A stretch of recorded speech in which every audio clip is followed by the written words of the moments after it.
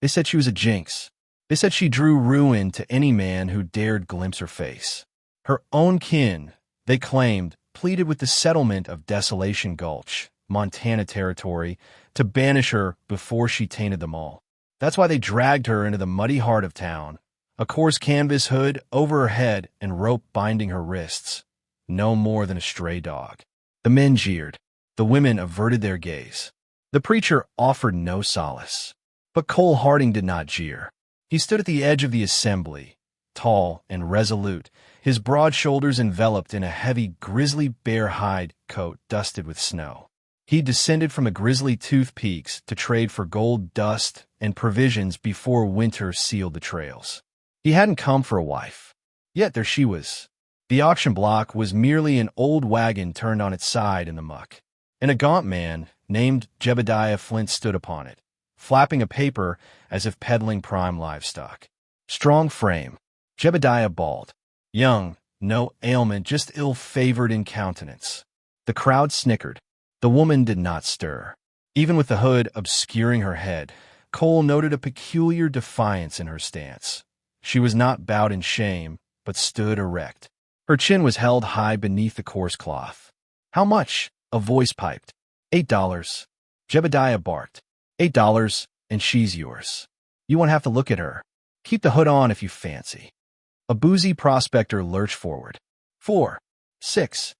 Another man drawled, "I need someone to wash gold pans." They spoke of her as if she were vapor. Cole felt a knot tighten in his gut. He'd witnessed men perish in skirmishes. He'd seen widows starve. But this felt crueler. This felt wrong. He stepped forward. 15. The sum pierced the din like a rifle shot. The crowd spun. Jebediah's eyes widened. 15. Harding, you certain? You haven't even seen her. I'm buying her labor, Cole said, his voice low and steady. Not her visage. The woman's hands clenched at her sides when he spoke. 20. Cole added before anyone else could respond. No one dared top it. Jebediah grinned. Snatching the leather pouch Cole tossed onto the wagon. The coins clinked, heavy. Sold. She's yours, mountain man. Don't come whining when you glimpse what's beneath that hood. Cole climbed onto the wagon. He untied the rope from the iron ring. He did not remove the hood. Not yet. Walk, he instructed quietly. She stepped down beside him. They departed town under a sky the color of slag iron. No one attempted to impede them, and the path toward the Grizzly Tooth Peaks was long and solitary. Cole had 2 horses. He mounted his dark bay gelding, Midnight, and tied the lead rope of the second horse to his saddle. He helped the woman onto it. She moved cautiously, but did not quiver. They rode for hours in silence. The snow deepened as they ascended. The air grew keener. The settlement faded behind them like a bad dream. You can take it off, Cole said at last without glancing back. No one's watching. She did not reply. After a moment, she reached up and loosened the rope around her neck, but instead of removing the hood, she only lifted it slightly so she could perceive the trail ahead. Her face remained concealed. Cole frowned, but held his tongue. By nightfall, they reached his cabin. It nestled against a wall of dark pine trees near a frozen stream. Smoke spiraled thinly from the chimney. Yes, the place was rugged but resilient, built with his own hands. He dismounted and helped her down. Inside, the cabin was warm. A fire crackled in the stone hearth. The scent of pine permeated the air. He closed the door behind them. Take it off, he said. The woman stood in the center of the room. The firelight flickered against the canvas cloth. For a long moment, she did not move. I won't shriek, Cole added, and I won't send you back. Her hands trembled slightly as they rose to the hood. She pulled it up and over her head. Cole anticipated burns. He expected distorted flesh or something ghastly. Instead, he gasped. She was striking, not in the soft, delicate manner of city ladies. She possessed sharp features and strong bone structure. Her skin was pale against long, dark hair that fell to her shoulders. But it was her eyes that held him captive. One eye was bright amber. The other was deep slate blue, like a winter sky. There was a jagged scar across her temple, as if someone had deliberately marked her. She stared at him, awaiting disgust. Well, she said, her voice steady. Do I look jinxed? Cole stepped closer. He examined the scar. It was no accident. It was a mark wrought with malice. Who did that? He asked quietly. My husband, she said. The word hung heavy in the air. I fled, she continued. He caught me. He swore no man would ever want me again, so he made certain of it. Cole's jaw tightened. He told the town I was mad, that I tried to poison him. They believed him. In the hood, he said my face terrified him. Cole felt heat surge in his chest. Not fear, not shame. Rage. What's his name? He asked. Silas Blackwood. Cole knew the name. Blackwood controlled much of the timber and mining claims in the valley below Desolation Gulch. A formidable man, the sort who believed wealth made him untouchable. He won't come up here, Cole said. He will, she replied. He doesn't let things go. Cole studied her again. What's your name? Ogni torna. He nodded. You can have the loft. I'll sleep down here. She blinked, surprised. You're not afraid? She asked. I've seen worse than scars, he said, and I don't believe in jinxes. The following days passed quietly. Anya worked without being asked. She cleaned the cabin. She cooked with a skill that astonished him. She mended his torn grizzly bear hide coat. She moved like someone raised in a respectable home, not a trapper's camp. One afternoon, he returned from checking his prospecting claims to find her sitting by the window, reading from an old book he kept on a shelf. You can read? He asked. She looked up. My father was a circuit preacher. Cole sat across from her. Why did you marry him? He asked gently. Her hands tightened around the book. I didn't have a choice. Snow began to fall harder that week. The mountains grew silent. On the sixth night, Cole stepped outside to bring in firewood. He stopped. Tracks fresh ones. Horse tracks. 3 sets. They circled the cabin and led back toward the valley. Cole's stomach went cold. He walked back inside slowly. Pack what you need, he said. Anya looked at him, fear flashing in her mismatched eyes. He found us. Cole grabbed his rifle from above the door. Not yet, he said, but he's close. Outside, a branch snapped. Then came the sound of hooves crunching through snow. A voice called from the dark. Anya. She went pale. Silas Blackwood's voice carried through the trees like a viper's hiss. Come home, he shouted. You don't belong with that animal. Cole stepped in front of her. You stay behind me, he said. The door rattled as someone slammed against it. Open up, Harding, Silas called, or we burn you out. Anya's breathing quickened. Cole looked at her. You know how to shoot? He asked. She nodded once. He handed her a spare rifle. The first shot shattered the cabin window. Wood splintered. Smoke and cold air rushed inside. Cole fired back through the door. A man screamed.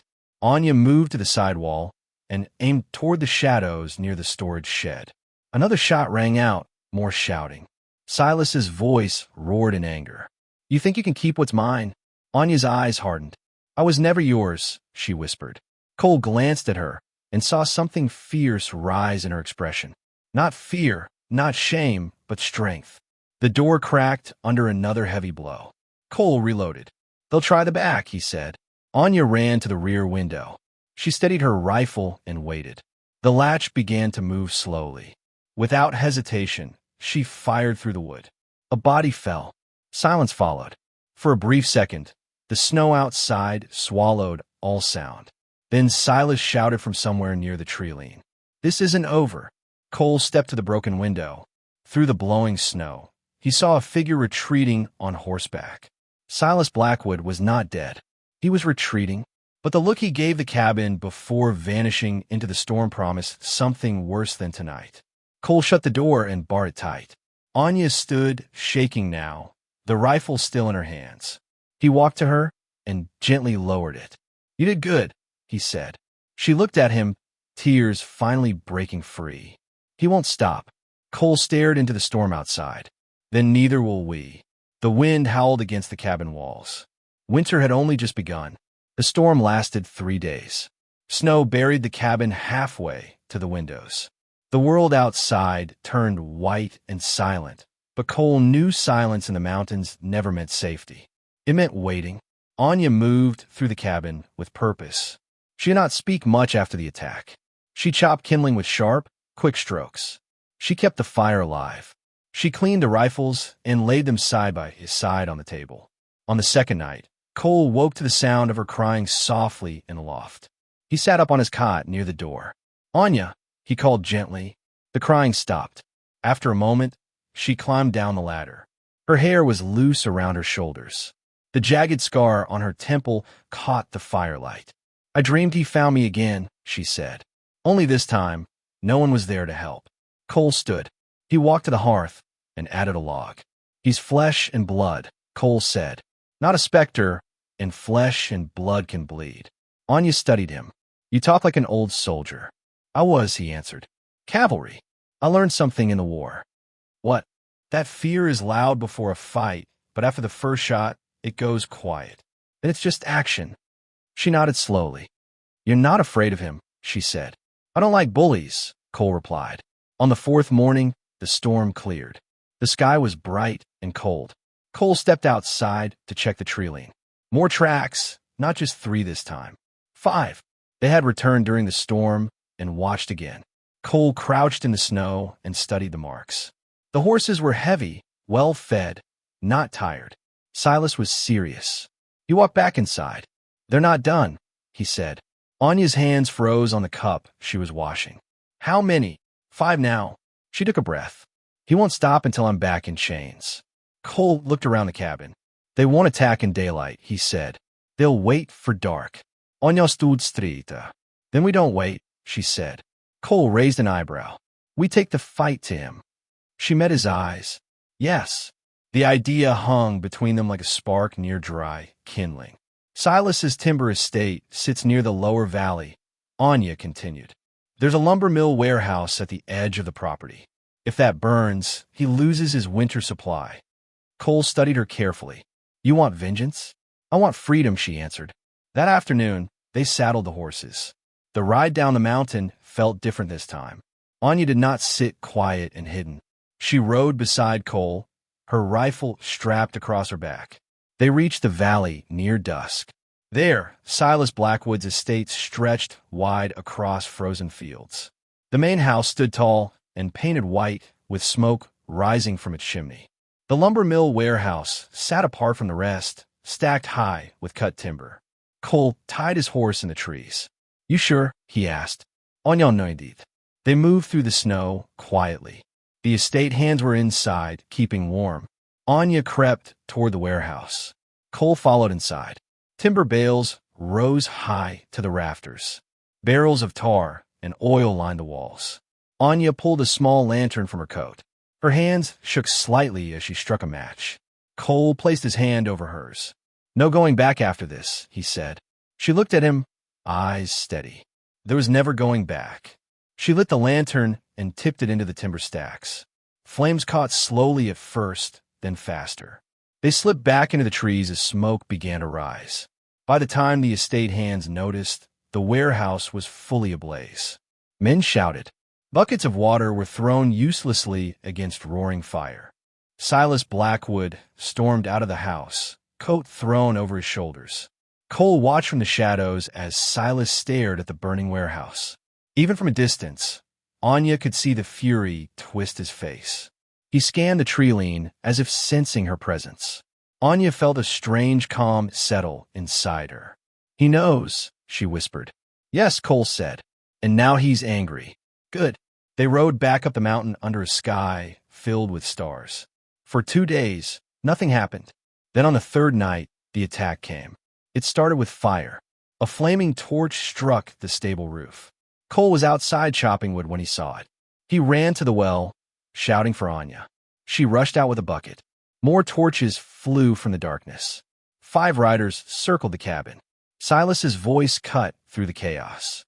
"You think you can burn my land?" he shouted. "I'll burn your world down." Cole fired toward the riders. One horse shrieked and bolted. Anya doused the stable roof just as flames began to spread. Gunfire erupted from all sides. Wood splintered. The cabin walls shook under the assault. Cole grabbed Anya's arm. "Inside," he shouted. They retreated through the door as bullets punched through logs. Cole barred the entrance. "They'll rush soon," he said. Anya loaded cartridges with quick fingers. "You could leave me," she said suddenly. If he only wants me. Cole looked at her sharply. I don't leave people behind. The door burst inward under a heavy blow. A timber hand charged through the smoke. Anya feigned. The man fell. Another followed. She got him through the chest. Outside, Silas roared in frustration. He charged forward himself. Cole saw him through the smoke, rifle raised. 2 shots rang out at the same time. Cole felt heat slice across his side. He staggered but stayed standing. Silas's shoulder exploded red. He dropped his rifle, but did not fall. Their eyes locked through the broken doorway. Silas snarled like a wounded wolf. This ends tonight, he growled. He reached for his pistol. Anya stopped beside Cole. She raised her rifle calmly. You already ended it, she said. She fired. Silas Blackwood fell backward into the snow. Silence followed, whilst the remaining riders fled into the trees. Cole leaned against the wall, breathing hard. Anya walked slowly towards Silas's body. Snow drifted gently down around him. She stared at the man who had branded her, hunted her, tried to own her. He lay still. No more shouting. No more chains. Cole stepped beside her. It's done, he said. Anya looked up at the dark sky. For the first time since leaving Desolation Gulch, her shoulders relaxed. The mountains stood quiet around them. Winter air felt clean again. They dragged the bodies away from the cabin and covered them with snow. There would be questions come spring, but for now the valley was silent. That night, Anya did not cry in her sleep. She climbed down from the loft before dawn and sat beside Cole at the hearth. Thank you, she said softly. Cole shook his head. You saved yourself. She reached out and touched the jagged scar on her temple. I thought this mark meant I was ruined, she said. Cole looked at her. It means you survived. The fire crackled between them. Outside, the first light of morning touched the snowy peaks. Winter was still strong, but fear was gone. The valley stayed quiet for a week after Silas Blackwood fell in the snow. No riders came up the mountain. No torches burned in the dark. The only sound were whined through pine trees and the slow crack of ice along the stream. But Cole knew peace in the west never lasted long. On the 8th morning, he rode down toward the lower trail to check the crossroads emporium near the fork in the river. He needed flour and salt. Anya insisted on coming. You don't have to ride everywhere with me, he told her. Yes, I do, she replied. We face things together now. He did not argue. When they reached the trading post, the old wooden sign creaked in the wind. 2 horses stood tied outside that did not belong there. Cole's jaw tightened. Inside, 3 men stood near the counter, speaking in low voices. They wore long dusters and clean boots. Not timber hands. Not prospectors. Lawmen. One of them turned as Cole entered. You Cole Harding? The tallest one asked. That depends who's asking. Shady feet, Hiji, Mali. He removed his hat slowly. His eyes shifted toward Anya. We're here about Silas Blackwood. Anya's spine stiffened. What about him? Cole asked. He was found dead, O'Malley said. Shot. Witnesses say you and this woman were seen riding near his property the night his warehouse burned. Cole did not blink. Witnesses say a lot of things. O'Malley studied Anya's scar. You Anya Thorne? Yes. Silas Blackwood was your husband. Anya's voice did not shake. He forced that marriage. O'Malley crossed his arms. Maybe so, but he was a powerful man, and powerful men have friends. His brother runs claims west of Salt Lake City. He's already asking questions. The room felt tight. You planning to arrest her? Cole asked. That depends, O'Malley said, on whether she killed him in self-defense. Anya stepped forward. He broke into our cabin with 5 armed men, she said clearly. He fired first. I shot back. O'Malley watched her for a long moment. You got proof. Cole met his eyes. You're welcome to ride up and see the bullet holes in my walls. O'Malley looked at his 2 deputies. One of them shrugged slightly. Blackwood had enemies, the deputy muttered. Plenty of them. O'Malley Sigid. Thing is, he said slowly, when a man like Blackwood dies, folks look for someone to blame. His brother is offering $500 for the woman who killed his brother. Silence fell. Cole's hand rested near his belt. O'Malley raised both palms slightly. I ain't here to collect that, he said. But bounty hunters might be. Anya's eyes hardened. So what are you saying? I'm saying if you stay up on that mountain, you better be ready. Men will come. Cole nodded once. We've been ready. O'Malley placed his hat back on his head. I never liked Blackwood, he admitted. But the law don't care about feelings. Keep your rifles clean. He stepped aside, letting them leave. The ride back felt heavier than before. Anya stared ahead at the rising peaks. It never ends, she said quietly. It changes, Cole replied. That's all. 3 weeks passed. Snow began to soften under early spring sun. The stream cracked and flowed again. Then one afternoon, Anya heard it. A single distant gunshot. Cole was checking prospecting claims near the ridge. Anya grabbed her rifle and ran outside. Another shot echoed. She mounted her horse without thinking and rode toward the sound. Smoke rose faintly near the tree line. She found Cole kneeling behind a fallen log, blood seeping from his left thigh. Across the clearing stood 2 men with rifles, bounty hunters. Cole fired once more, hitting one in the shoulder. The other ducked behind a tree. Anya slid off her horse and dropped behind a rock. You all right? She shouted. Still breathing? Cole answered through clenched teeth. The bounty hunter behind the tree yelled out. $500, says she's worth more dead than alive. Anya's grip tightened. She moved low and fast through brush, circling wide. The man focused only on Cole. Anya came up behind him silently.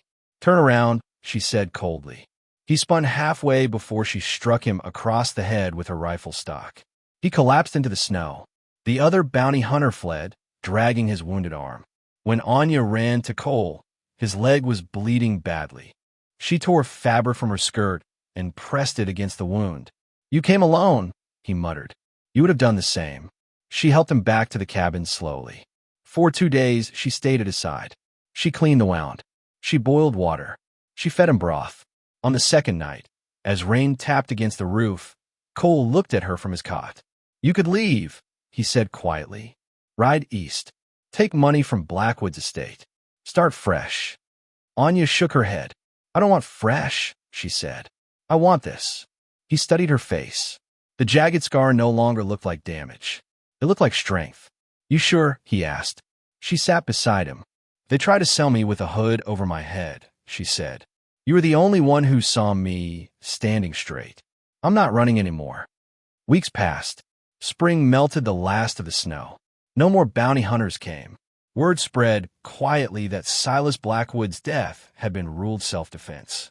His brother lost interest when the timber claims began falling apart without Silas's control. One evening in late May, Anya stood outside watching wildflowers bloom near the stream. Cole joined her, walking carefully but stronger each day. You ever regret it? She asked. Buying you, he said with a faint smile. Yes.